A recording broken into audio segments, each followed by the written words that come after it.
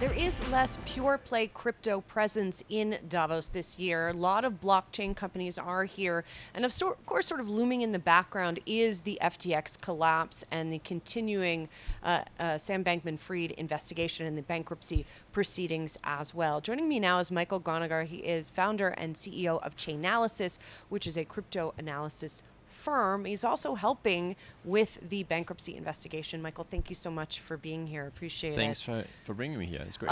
I want to dig into FTX in a moment, but first, just more generally, why you're here in Davos, what you're hoping to accomplish. Is there also some sort of reputational repair for the industry that has to be done?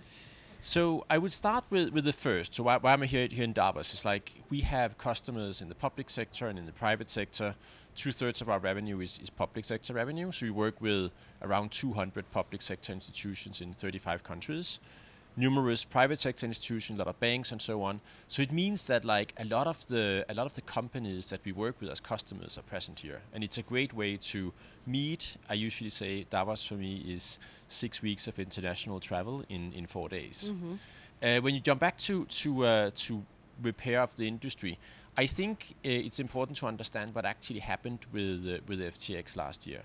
It started with the entire year. So we saw interest rate going up. We saw that everything that was leveraged, some of that would burst. The first burst we saw was Terra Luna. Then we saw Celsius. We saw Three Arrows. And then every time that happened, crypto took a little bit of a dip compared to the rest of tech, but not a lot. And that got most of it regained over the summer. But then in the fall, we saw FTX happening, and that was another little dip. But if you compare the spring to what happened with FTX, the spring was 50 billion of realized losses.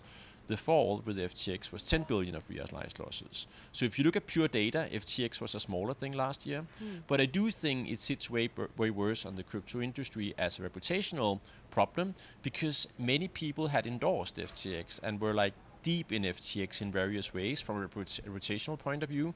So that's the part that needed to repair, not as much on the data side. Yeah, I mean, not just people invested in it, but politicians accepting donations. Really that web that Sam Bankman-Fried seems to have woven. Now we're trying to unravel that web, right? Exactly. And your firm is helping to do that, to figure out where all of the money is. I mean, how difficult how do you even begin to do that? Yeah, so I say that there's two sides of that. One of them is on an accounting side. We're not involved in that. It's basically trying to figure out what spreadsheet says what and who owns you what and so on. That's happening right now. At the same time, there is investigation into parts of the funds were stolen. There's stuff on the crypto side.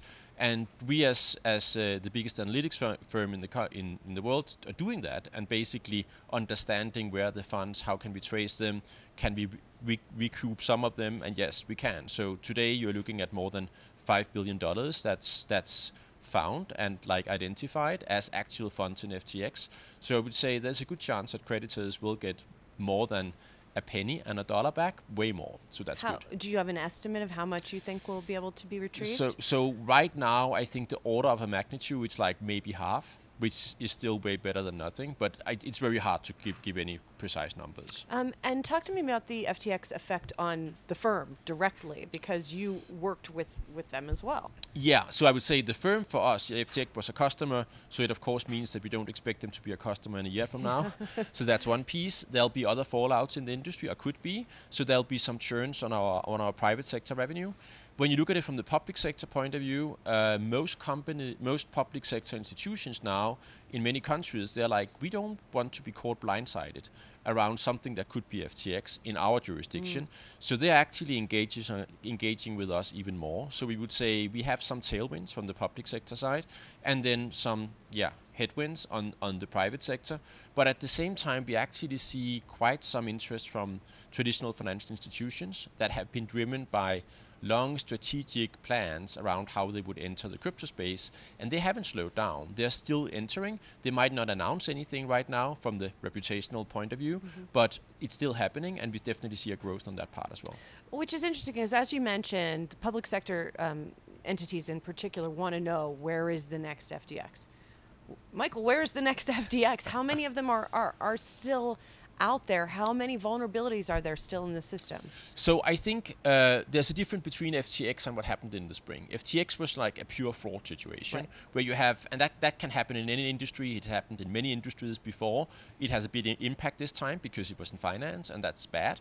I would say either other leveraged system, probably yes. That's something that will slowly unravel, hopefully slowly, because if it's fast, it hurts a bit more.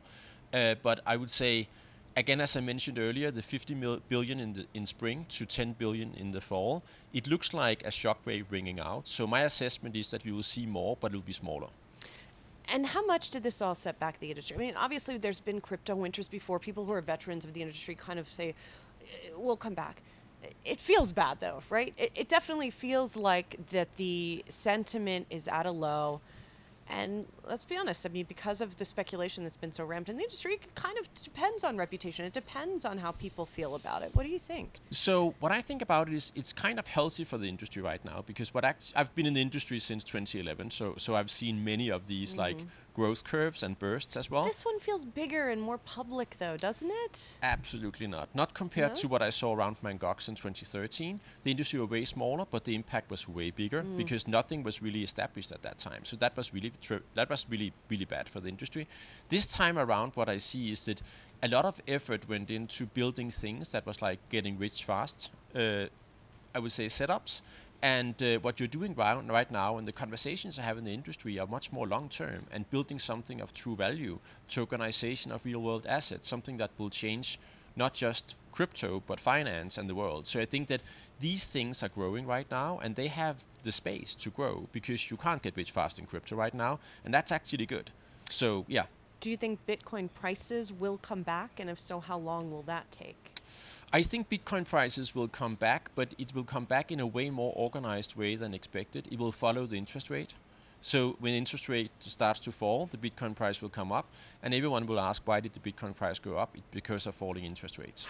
All right, Michael Gronager of Chainalysis, thank you so much. Really appreciate it. Thanks so much.